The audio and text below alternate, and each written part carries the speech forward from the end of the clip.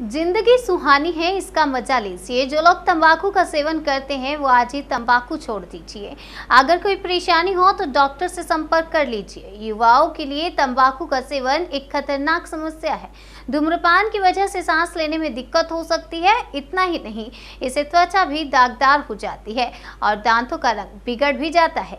समय के साथ हृदय रोग, ब्रोंकाइटिस, निमोनिया, स्ट्रोक तथा कई अन्य प्रकार के कैंसर जैसी और गंभीर समस्याएं बढ़ने लगती हैं, जिनमें ओरल कैंसर सबसे सामान्य होता है। नेशनल सैंपल सर्वे संगठन के मुताबिक भारत में 14 साल से कम उम्र के 6000 बच्चे प्रतिदिन तंबाकू का सेवन करते हैं। वहीं 15 साल से अधिक उम्र की 40% भारतीय आबादी तंबाकू का किसी न किसी रूप में सेवन करती है।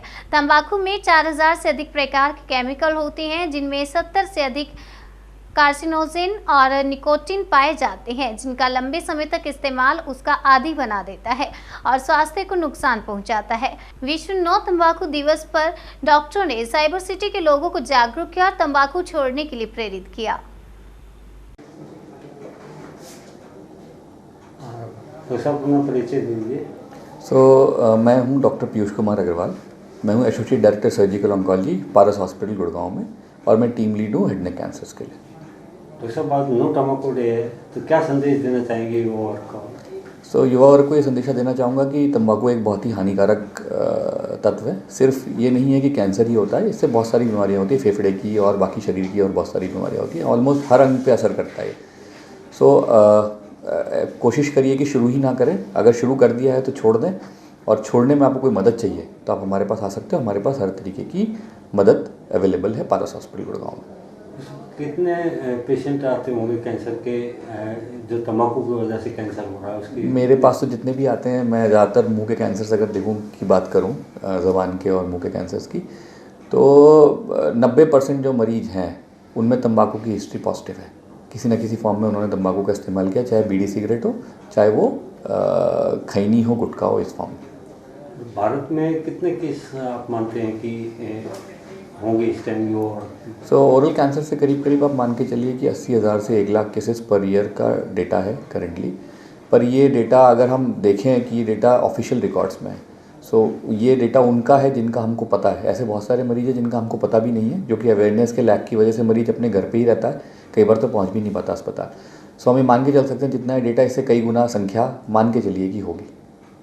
आप किस तरह से अवेयरनेस प्रोग्राम चला रहे हैं? एक फॉर्म ये है कि जैसे आपके माध्यम से मैं लोगों तक पहुंच रहा हूं। दूसरा माध्यम ये है कि फेसबुक, ट्विटर, इन सब के माध्यम से अवेयरनेस प्रोग्राम करते हैं। और हॉस्पिटल के माध्यम से भी हम जा कर के कैंप्स लगाते हैं, कॉलोनीज़ में जा कर के बातें करते हैं, स्कूल कॉलेजेस में अवेयरनेस कैंपेन लॉन्च करते हैं, जहाँ जाके हम लोगों को सजग करते हैं। दूसरा ये होता है कि 1 से 10 का हिसाब किताब है कि अगर मैं एक आदमी को सजग कर रहा हूँ, वो जाके 10 लोगों को भी रोके।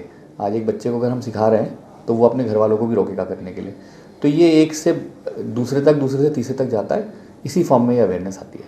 तो सुना है कि एक सर्जरी है आप लोगों के हॉस्पिटल में हो रही है, जिसमें कि चेहरे पे या कहीं निशान नहीं पड़ता है, तो वो किस तरह की सर्जरी है और उसमें क्या कॉस्ट आ रही है?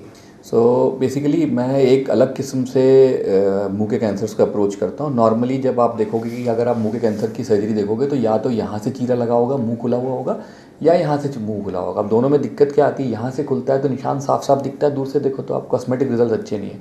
यहाँ से आता है तो ये हिस्सा आपका फाइब्रोसिस होती है हीलिंग के टाइम पे और बंद हो जाता है। मुंह सिर्फ एक तरफ से खुलता है, इस तरफ से मुंह खुलना बंद हो जाता है। प्लस लंबा चीरा है, यहाँ से थूक निकलता है, तो इसके हीलिंग के रेट्स कम हो जाते हैं। उसमें दिक्कत ये आती है कि मरीज़ रेडिएशन तक नहीं पहुँच पाता। अब हम जो नई चीज़ कर रहे हैं पारस में, वो ये कर रहे हैं कि गले से हम यहाँ चीरा लगाते हैं। गले से ही हम चीरा ले करके इसी से हम अंदर जाते हैं, और इसी से चाहे हमें हड्डी निकालनी हो जबड़े की, चाहे हमें ऊपर का जबड़े की हड्डी निकालनी हो, सारा हम ऑपरेशन इसी के थ्रू करते हैं। अब इसके फ़ायदे क्या पड़ते हैं कि एक तो आपका चीरा बहुत छोटा है, हीलिंग में कोई इशू नहीं आता, घाव के भरने में, रेडिएशन पे मरीज़ टाइम पे जाता है, कोई चेहरे पे निशान नहीं आता। हमने जो फ्री फ्लैप्स है, यानी कि अगर हम छाती से मांस लेके लगाएं या पैर की हड्डी जिसे हम फ्री फ्लैप कहते हैं, वो अगर लेके लगा रहे हैं, वो भी हमने अपना जो है यहीं से शुरू कर दिया। हम अंदर से ही कर देते हैं, तो खोलना नहीं पड़ता चेहरे पे किसी भी लेवल पे। दूसरा हम क्या करते हैं कि गले की जो मांसपेशी है, जिसे स्टेर्नोक्लीडोमास्टोइड कहते हैं, नॉर्मली लोग जो अगर गले के गांठों का ऑपरेशन करते हैं तो इसे निकाल देते हैं। इसे हम नहीं निकालते, हमने पिछले कई वर्षों से नहीं निकाला। इससे गले की सिमेट्री बनी रहती है, प्लस फंक्शनल जो फंक्शन है पेशेंट के वो बेटर रहते हैं। दूसरा, जब आप इस चीरे की हम बात करें कि इसमें फ़ायदा क्या है, इसको कर रहे हैं, इसमें अंतर क्या है? अंतर ये है कि एक तो जल्दी हीलिंग है, आप जो आपका होंठ है इसकी मांसपेशियाँ नहीं काट रहे हो, तो इसकी जो मांसपेशी अगर बरकरार है तो आपका थूक बाहर नहीं गिरेगा, ठीक है ना। टाइम पे रेडिएशन पे जा रहा है मरीज़, घाव की कॉम्प्लिकेशंस नहीं है मरीज़ के, ठीक है ना। प्लस अगर हम कॉस्ट की बात करें तो कॉस्ट में बहुत ज़्यादा अंतर नहीं है। अगर हम चीरा दे के जिस कॉस्ट पे हो रहा है, बिना चीरा दिए रिलेटिवली पेशेंट को कॉस्ट कम पड़ती है, ओवरऑल कॉस्ट भी कम है। प्लस पेशेंट को अगर आप लॉन्ग टर्म में देखोगे तो कॉस्ट कम पड़ती है, क्योंकि घाव के कॉम्प्लिकेशन नहीं है, कुछ भी नहीं है, तो पेशेंट की ओवरऑल कॉस्ट भी कम पड़ती है। तो क्या संदेश अब आप देंगे लास्ट? मेरा संदेश यही है कि पहली चीज़ कि कोशिश करिए कि तंबाकू का सेवन करिए ही मत। दूसरी चीज़ कि अगर आप करते हैं तो छोड़ दीजिए।